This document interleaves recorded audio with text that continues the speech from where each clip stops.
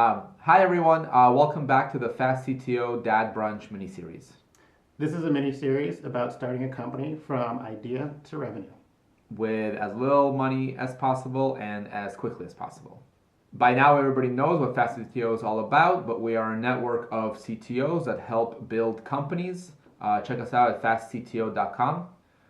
So a quick financial update for everyone. Right now we are $118.36 all in. That includes $53.36 for GoDaddy because we registered the domain for 5 years. You could do it just for 1 year for just $3, but we splurged a little bit there. It includes a $65 fee to Boston for filing our DBA that you could check out in a previous video.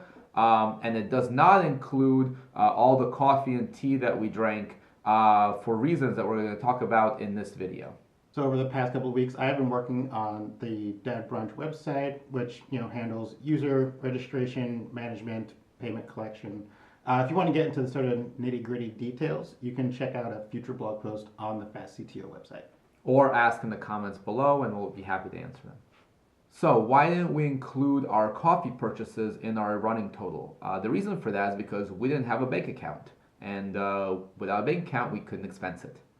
Every business needs a bank account. It's a place where you put your income. It's where you pay for things out of, and at the minimum, you want a checking card and possibly a credit line, but we're not going to cover credit lines or business credit cards in this video. It's very important to maintain a separate bank account, especially when you're a member of an incorporated entity, as it helps maintain your liability separation from the company. If you commingle your personal funds with the funds of the company, it often pierces the corporate veil, as they say, I think in legal terms, which makes you personally liable for things that your business may have done. Exactly, which undermines the whole reason why you make an LLC or a corporation to begin with. Even if you are a sole proprietor starting a business, you should have a separate bank account for your business. One of the reasons that you should have a separate bank account, besides the legal aspect of it, is that you want to keep very clear financial and other records. This is covered in several blog posts on FastCTO that you could look at, but in general, you should know that no investor will touch a company that has a mess in their records, whether it's a legal mess or a financial mess. There are a number of different account types out there. Different banks call them different things. But generally, you'll probably want a basic checking account. But sometimes it might depend on your specific circumstances. So feel free to give a representative from the banks you're interested in a call. They can help walk you through the process. To open a business checking account, basically you need only a couple of things. You need to prove that you are a business, and you need to have all the owners of the account present. So if you are doing a partnership like Stefan and I did, both of us had to be present in order to open an account. If you are a sole proprietor, or if you are perhaps a CFO of an S Corp and you have the final authority on that account, then you're the only one that needs to be there. To prove that you're a company, typically, if you are an S or a C Corp, you need your formation documents and your operating agreement, as well as your EIN. For us, because we're the partnership, all we needed was the EIN and our DBA, which we filed with the city. In our particular case, we also provided our partnership agreement just for the bank's records. There are various things you should look out for when trying to select a bank to do business with. You should definitely check out their fee schedule, since that will often cut into your profits. Things to look out for specifically are minimum daily, weekly, and monthly balance limits, as oftentimes if you don't have a minimum balance over the course of, say, an entire week or entire month, they might charge you a fee at the end of the month. It's also important here to not be too optimistic. I've had businesses before where we thought that these fees wouldn't apply to us because we're going to start making money right away. That almost never happens, so be wary of these fees. You should also look out for maximum transaction limits, which, things like deposits, withdrawals, wires. Usually there's a number that are free during a given month, but if you're a business that ends up making a lot of transactions, those fees will end up adding up. And you should be aware that if you are a business that's going to be using a payment processor like Stripe, for example, they can bundle transactions. So don't think that every single purchase on your site of whatever it is that you're selling is going to be a transaction.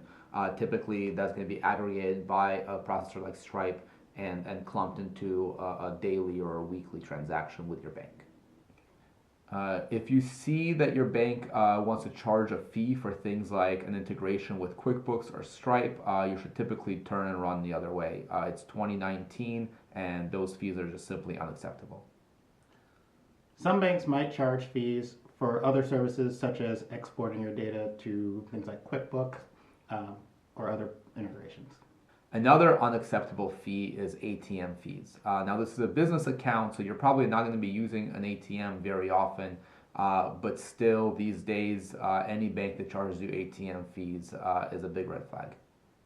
One thing that you should keep in mind is that most of these fees could be waived, and we'll talk about that in a couple of minutes, but typically, if you're working with a good bank, and you have an account manager that you have a relationship with, it's up to them to waive fees, and they could do it for 6 months, a year, or maybe even indefinitely.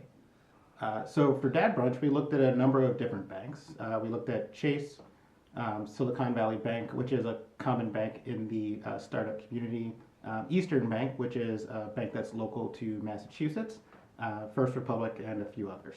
Those banks that are startup friendly often have perks for startups like AWS or Google credits, as well as being a gateway to a startup ecosystem in whatever city that you're in, if you're in a city. For example, here in Boston, Silicon Valley Bank hosts a lot of events that are geared towards startups, as well as First Republic Bank, which hosts a lot of events as well. Wherever you are, go and find some startup events and see who they're sponsored by. Oftentimes it'll be banks, sometimes they're law firms, but those are the companies that you know are targeting startups and work with startups. If there aren't any startup events in your area, you should definitely ask your network. Chances are you might know a small business owner. Or you know someone who knows somebody who is a small business owner, and you should ask them for an introduction or a referral to find recommendations. And remember, these days, a lot of startups don't need a physical bank in their area. So some of these options like Silicon Valley Bank or First Republic, even though they do have brick and mortar branches, you don't need to be near one necessarily to conduct your business. Smaller banks are typically easier to work with in terms of customer support, but may not have the same features in their mobile apps that larger banks may have. But really, the only feature you really need in your mobile app is the ability to occasionally deposit a check. So for Dad Brunch, we decided to go with First Republic, which is a bank that Igor already had a working relationship with.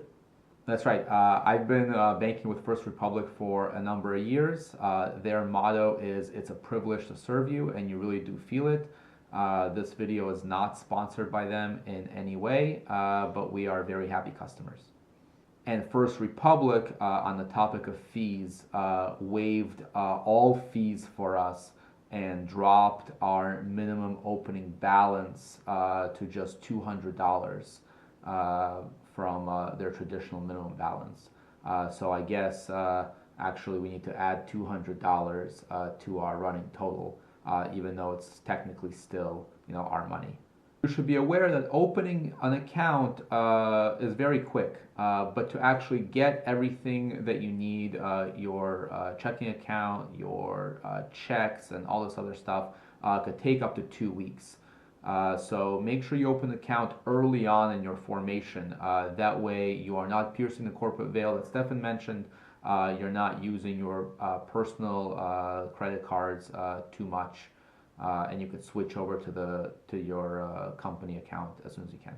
Another thing to keep in mind is that business accounts are typically interest bearing, so come tax time, you will need to account for that if it's over more than $10 or $15. Exactly.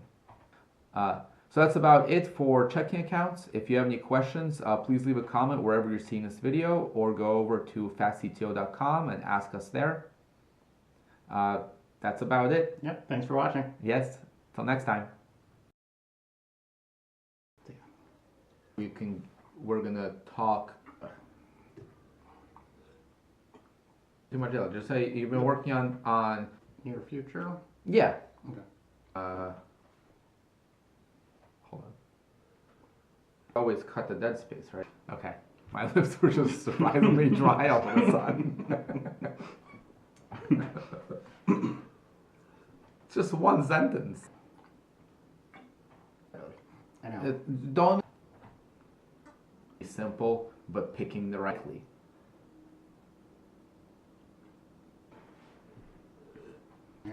Yes, I'll say. Whenever you make a mistake. Other fees because we're gonna talk. Well,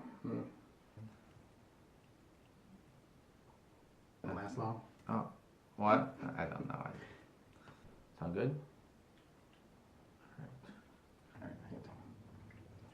So this makes sense to be the next one. You just say, but really the only. So now let's say, so for dad brunch.